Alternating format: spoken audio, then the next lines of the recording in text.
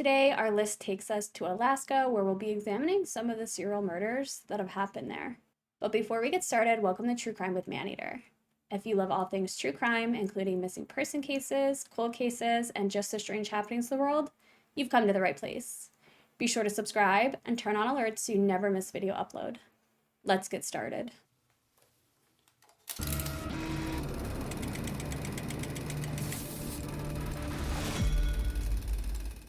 Alaska is the largest U.S. state by area, comprising more total area than the next three largest states, Texas, California, and Montana combined. And many of us know Alaska because it's beautiful. There's so much nature. Obviously, it's incredibly cold there during the winter. There's just so many beautiful places in Alaska. Many of you already know the serial killer I am going to cover today, so it will be something brief. And after that, I'm going to touch base on some other crimes that are pretty astounding, but we'll get into that later. Robert Hansen was born in Iowa on February 15, 1939. He had a Danish mother and a Danish father, and the family moved to California in 1942, but returned to Iowa in 1949. His father did own a bakery in town, and Robert was employed at the bakery during his youth. It was said that he was painfully shy during his childhood. He had a stutter and severe acne, which left him permanently scarred. Because of his stutter and the scarring left behind from his acne, he felt that the girls he liked didn't give him any attention. Apparently because of this, he grew up kind of hating women and fantasizing about getting revenge. Apparently his father was very domineering and he struggled to have a relationship with his father, but he did start to practice archery and hunting, and that was his escape from his world. In 1957, Robert did enlist in the United States Reserves, and he served about a year before being discharged. He worked as an assistant drill instructor at a police academy in Iowa, and then he had a relationship with a younger woman and married in 1960. His crime spree did start quite soon after. In 1960, Robert was arrested for burning down a bus garage. Robert was handed a 3-year sentence, but apparently only served 20 months. Apparently after this, he was later jailed multiple times for petty theft, and in 1971, he was accused of rape. During Robert's incarceration, a psychiatrist made a diagnosis that noted he had infantile personality and was obsessed with getting revenge on people he felt wronged him. His wife would file for divorce while he was incarcerated. In 1963, he would marry again, so Robert and his second wife would move to Alaska, where they had 2 children, and he would open a bakery. People that knew Robert would describe him as mousy, and I think that meant he was very shy and quiet and kind of a calm demeanor. Little did they know, he was an absolute monster. Apparently, while in Alaska, he was well liked by the people that knew him. He didn't cause any problems that they knew of. He seemed like an overall nice person, and apparently he had set several local hunting records. But in December of 1971, Robert was arrested twice, one for abducting and attempting to rape a woman, and the other for raping a sex worker. In December of 1971, he would plead no contest to assault with a deadly weapon, and the rape charge involving the sex worker was dropped as part of a plea bargain. He was sentenced to 5 years in prison, but after serving only 6 months of his sentence, he was placed on a work release program and was sent to a halfway house. And then in 1976, he pleaded guilty to larceny after he was caught stealing a chainsaw from a store. He was sentenced to 5 years in prison and was forced to receive psychiatric treatment for his bipolar disorder. And then the Alaska Supreme Court reduced his sentence and he was released with time served. I don't think anybody knew what this man was capable of. During this time, construction of the 800-mile Trans-Alaska oil pipeline in the 70s brought sex workers, con artists, drug dealers, basically anybody looking to get rich during the construction boom. So sudden disappearances among people were quite common.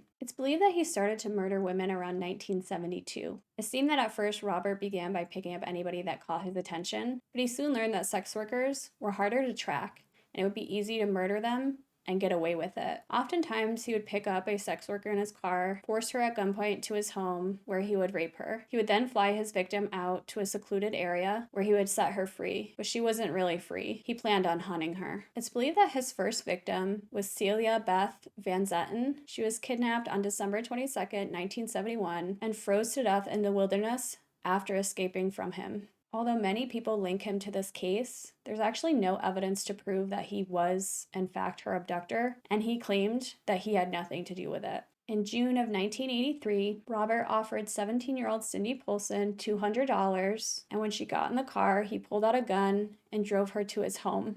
Unfortunately, once there, he held her captive, tortured, and raped her. She would tell police that Robert chained her by the neck to a post in the house's basement and took a nap on a nearby couch. After his nap, he put her in the car and took her to the airport, and he said that he was going to take her out to his cabin. So basically, this cabin that he spoke of was a shack on the river, and it was only accessible by boat or plane. As he's loading his plane, this young girl is still in the car.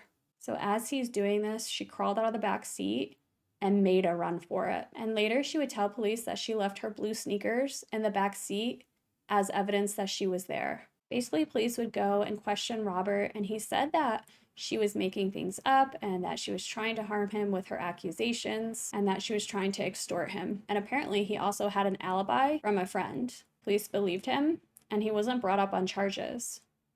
And this poor young woman who was attacked and brutally assaulted and escaped narrowly with her life wasn't believed. And that's incredibly disheartening to me. Had she been believed, he would have been in prison for at least some time, and perhaps they could have prevented some of the other crimes. Special Agent John Douglas was actually contacted, and for those of you that don't know, John Douglas really is kind of the founder of profiling criminals, and he really was the first profiler. So they did contact him, and he would tell the police that the killer would be an experienced hunter with low self-esteem, have a history of rejection by women, and would definitely keep souvenirs from his victims, such things like jewelry. And he also said the assailant might stutter. With this profile, investigators were able to narrow down suspects until they reached Robert's door. Basically, they needed this profile because bodies began piling up. They were uncovering bodies one by one and realized something larger was at play here. This wasn't just random murders. Somebody was doing this intentionally and to many women. Police were able to secure a search warrant for Robert's home, plane, and vehicles. And as they were going through the home, they found quite a bit of jewelry belonging to missing women. He also had an attic full of weapons, which wasn't shocking because he was a hunter. They did feel like something was suspicious about it. It seemed to be hidden. They would also find an aeronautical chart with 37 little X marks on it, hidden behind his headboard. Many of these marks matched sites where prior bodies had been found, and others were discovered later at locations marked on the murder map. Eventually, Robert would confess, but he put the blame on the women. He said that he started in 1971, and his first victims were young girls and women that weren't sex workers. And as I said earlier, he truly murdered sex workers because he realized the case wouldn't have been taken serious or as serious in the beginning because the nature of their work, sometimes, they do go off the grid for a few days. So he figured by then he could probably dispose of the bodies and get rid of evidence, or sometimes they weren't reported missing at all. And so he did target them for a reason. There are a list of victims, and because I'm just doing a brief overview, I feel it's really important to obviously name them. Some haven't been completely tied to him, but others have been, and some he's even admitted to. Celia Beth Van Zaten, who was 17, Robert denied killing her, but is suspected because of an X on his aviation map. Megan Emmerich, who was 17, he's also suspected of killing her because of an X on his aviation map. Mary Kathleen Thill, who was 22, and he was also suspected of killing her because of that X on the map. Eklunta Annie was between the ages of 16 and 25. She had been stabbed in the back, and by the time her body was discovered in a shallow grave off Eklunta Lake Road, it had been partially eaten by wild animals. Joanne Messina, who was 24, and her body was found in a gravel pit. Roxanne Eastland, who was also 24, Robert confessed to killing her, but her body was never found. Lisa Futrell, her body was found just south of Old Nick Bridge. Sherry Murrow, who was 23, was found in a shallow grave on the bank of the river. She had been shot in the back, but there were no bullet holes in her clothing, suggesting she had been shot while nude and then redressed before being buried. Andrea Fish Altry, who was 22, Sue Luna, who was 23. She was stripped nude and forced to run through the forest while Robert hunted her like an animal. She was also shot to death. Robin Pelkey, who was 19, and her identity was discovered because of forensic genealogy in October of 2021. Before her identification, she was nicknamed Horseshoe Harriet. Delynn Sugar Frey, who was 20. Her body was found by a pilot testing new tires on the sandbar of the river. Paula Golding, who was 30. She was found in a shallow grave at the bank of the river. She had been shot in the back, but again, there was no bullet holes in her clothing, which suggested she had been shot while nude and redressed before being buried. I assume that means perhaps that was one of those kills that he forced the women to run and that he hunted. Cindy Polson was 17. She survived, but she was kidnapped, tortured, and raped before escaping. Malaya Larson was 25, and I don't know if they ever found her body or not. Teresa Watson was 22, and I don't believe they found her body either. Angeli Feddern was 24,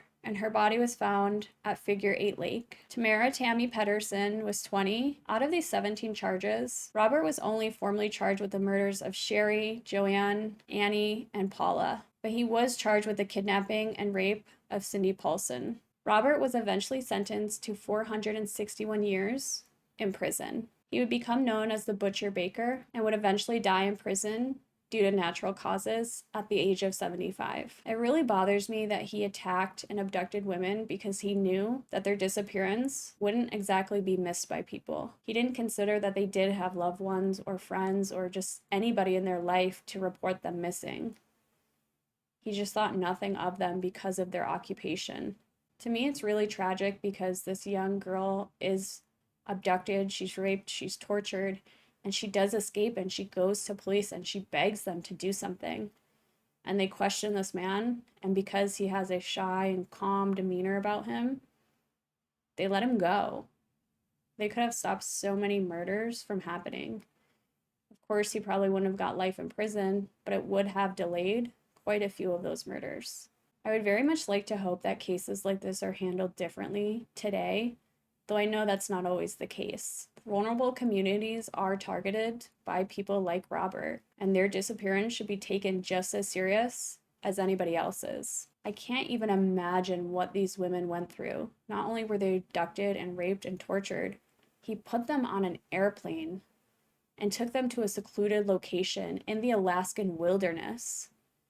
Some of these happen during wintertime, and Alaska is brutal. It's cold. It's scary. It's the wild. There's animals. And then he forced them to run through the wilderness where nobody could find them, where they couldn't find help. Half of the time they're running in the nude and they're just looking to get away from this man who's slowly tracking them. I can't imagine the fear and terror. I mean, there's just nothing like that. He really was a despicable person on all counts. We can hope that Alaska authorities learn their lesson from this case and take the disappearance of women incredibly serious. And maybe take the word of women who show up in the nude, handcuffed, even if she was a sex worker.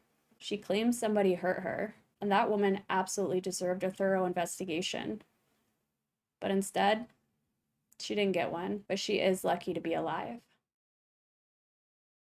I did mention that I was going to move on from this case rather quickly. I did give a brief overview, but the thing about Alaska that's incredibly interesting is that a person is more likely to be murdered in Alaska than any other state. And that's based on a National Crime Information Center statistic. Many people believe that's directly related to the pipeline boom. With that pipeline came money, which brought crime. As I was doing my research about serial killers in Alaska specifically, I noticed there was a lot of crime, specifically a lot of murders, but these often tended to be mass murders. So serial killers differ in the fact that they have 2 or more victims, which was changed from 3, and they do it over a span of time, as where mass murderers may kill a lot of people, but in a short amount of time. In 1983, a man known as Lewis Hastings, who was 39 years old at the time, took a semi-automatic rifle and murdered 6 people in an attempt to disrupt the Alaskan pipeline. He murdered 6 people and wounded 2 others. In July of 1984, he was sentenced to 634 years in prison. In 1984, Michael Silka was a 25-year-old drifter. Michael Silka was first seen in Alaska in Fairbanks. Police had questioned him about fresh blood at his cabin. At first, Alaska state troopers were there to see if Michael Silka was dead himself. But Michael popped his head out of his cabin and he let them know that he had killed a moose earlier and that's why the blood was there. The troopers deemed this enough, and they left. What they seem to not know is that his neighbor, Roger Culp, had gone missing the day before. Witnesses reported that Silka and Culp went into Michael's cabin, and they later heard as many as 8 gunshots, but apparently the witnesses hadn't reported the incident immediately. So when the troopers did obtain the new information, they returned to the cabin on May 8th with a search warrant, but Michael had already been gone. Through testing, they did realize that the blood on the ground was human blood. At this point, Michael was a suspect, but they didn't know where he went to.